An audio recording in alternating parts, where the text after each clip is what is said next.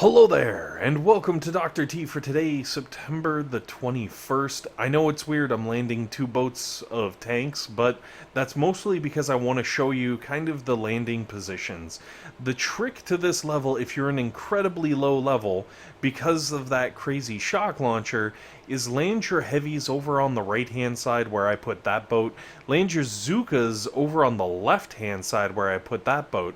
And what's going to happen is your Zookas are going to naturally path towards the crate and then ultimately the flamethrower, where your heavies are going to hit the crate and then go towards the shock launcher.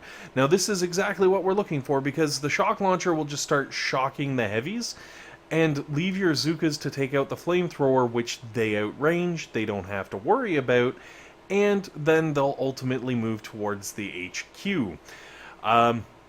Hopefully it works out for you guys. It may take a little trial and error to really get the feel for the timing of the troops and everything, but I assure you it's completely possible. You saw with the tanks, it kind of happened. It was a little weird because of whatnot, but anyways, moving on to stage 2, pretty straightforward. Go up, obviously take out the crates, and make sure your tanks end up roughly where mine were, or if you're rolling heavy Zooka, your heavies and Zookas go up into that corner, and then take out the rocket launcher. You should be fine. Stage 3, full frontal assault. Now, I threw this barrage because I wanted to take out the mines. I'm not trying to take out any of the buildings. I wanted to get rid of the 2 boom mines. Now, obviously I missed one, and I just kind of left it, but if you place your barrage just right, you can take out both of those mines. Also, it does have the added bonus of softening up the defenses that you do have to deal with, and your tanks will just sit there shooting away at the HQ forever. Obviously, I'm trying to speed things up, so I'm just going to throw some critterly love, but if you don't have that, just sit there and chill. Maybe a boatload of medics in Zookas in reserve, just in case you need that extra DPS push. Now, stage 4, we're back to nasty stage 4. That sniper tower back there has a buttload of hit points and does a crazy amount of damage, and you're gonna have to deal with it. So I started by tossing some GBE at it. Hopefully you've got enough. If you don't, maybe you'll gather enough by taking out these flamethrowers. Hopefully. If you don't, the alternative is you can actually, with a single shock, get that sniper tower, the rocket launcher, the machine gun, and possibly even the mortar. That was a poorly placed shock, but I promise you, you can hit all 3 of those defenses with one shock. So what you can do is, as you come up the left-hand side, once you take down the mortar, flare onto the sniper tower, take it out after you throw a shock that shocks all of the things, and you should be able to take out the HQ from roughly this area with fair amount of ease. And then I'm just going to blow some extra things up so I can throw critters and fast forward. But if you don't have the GBE to pull that off, by all means, let your tank sit there for 2.5 minutes shooting at the HQ, especially because this HQ has over 300k hit points, so it is going to be a slow burn. And for anyone who watches this sort of thing or notices, yes, my GBE looks strange. It's not like it used to be. The reason for that is because today I burnt my troop damage Guardian. I thought that I had an upgrade, so I trashed it, and after I trashed it, I realized, no, it wasn't an upgrade. It was actually a masterpiece that was being made, not a Guardian, and it's just the troop damage boost of the masterpiece was so horrible, I assumed it was a Guardian. I didn't know. So, luckily, I had an extra 15% GBE statue sitting in my storage, and I was able to, at least put something useful into that statue slot, but oh man, this is gonna hurt. Now my troop damage is down, even though I have a little bit of extra for, I guess, smoking and shocking and getting to places and things. So I guess it's probably also a good time to figure out, hey, what's better, troop damage or GBE? Also, I threw a shock there. I did get the cannon on the left-hand side, but I missed the sniper tower over on the right-hand side. If you place that shock very carefully, you can actually pull off one shock on both of those towers. It's just, I like missed it by a smidge. I don't know what a smidge is, but that's how much I missed it by. At least that's what I'm going to say I missed it by. Anyways, after you take down, obviously, the defenses, it's the same deal. You've got a slow burn. You can just kind of sit back and let your tanks do their thing, or if you've got critters, toss some critters, and, you know, speed up your attack, I guess. Moving on to Stage 6. Stage 6 compared to 4, well, 5 wasn't too horrible, but Stage 6 was very, very nice. So there's a lot of shock launchers, like a lot of shock launchers.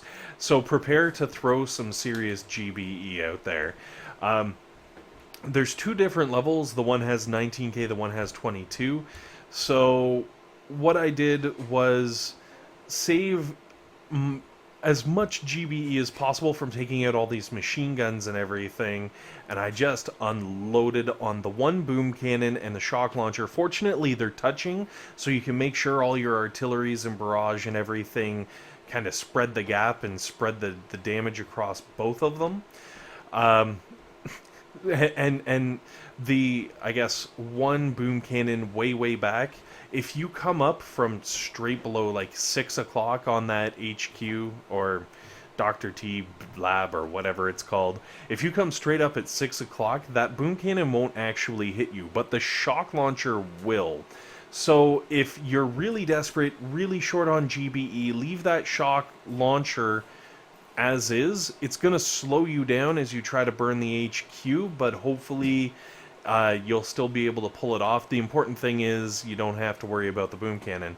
Now, if you do have the GBE, like fortunately I do, blow everything up. Just blow it all up. Blow up all the things, because it's just going to make life that much easier on your poor tanks there. I even threw some critters just to be like, haha, troll. And from here, you'll have a pretty safe and easy run to the win on 6. Moving on to 7.